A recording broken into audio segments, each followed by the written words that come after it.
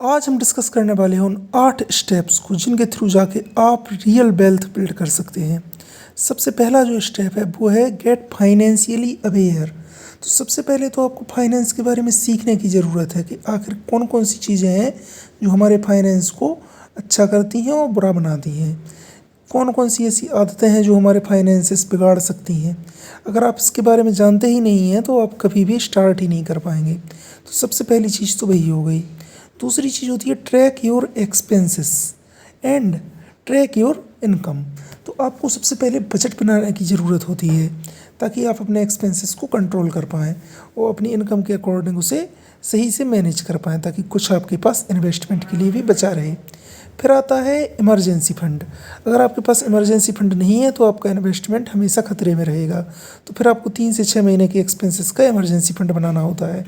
इसके बाद आता है बैड डेप्ट को हटाना, यानी आपके पास अगर कोई भी ऐसा डेप्ट है जिसका इंटरेस्ट रेट बहुत ज़्यादा हाई है तो सबसे पहले आपको वो क्लियर करना चाहिए, जैसे क्रेडिट कार्ड हो गए या पर्सनल लोन हो गया। इसके बाद होता है इन्वेस्टमेंट। अब आप इन्वेस्ट कीजिए स्टॉक्स में, म्यूचुअल फंड में और अलग अलग जगह पे आप कर सकते हैं और कंपाउंडिंग का इस्तेमाल कीजिए अपनी वेल्थ को बिल्ड करने के लिए। फिर इसके बाद आता है डाइवर्सिफिकेशन, जो कि बहुत ज़्यादा इंपॉर्टेंट चीज़ है क्योंकि उसके बिना आपके एसेट्स जो है हमेशा खतरे में रहेंगे और आप एक कोई एसेट अगर अंडर परफॉर्म करता है तो आपकी वेल्थ भी उसी के साथ अंडर परफॉर्म करती जाएगी। इसके बाद आता है आपका इनकम को बढ़ाना। अगर आपकी इनकम बढ़ेगी तो आपकी वेल्थ भी उतनी ही तेज़ी से साथ में बढ़ पाएगी। फिर इसके बाद आता है सबसे इम्पोर्टेंट और सबसे मुश्किल पहलू या सबसे मुश्किल पड़ाव, वो होता है धैर्य का।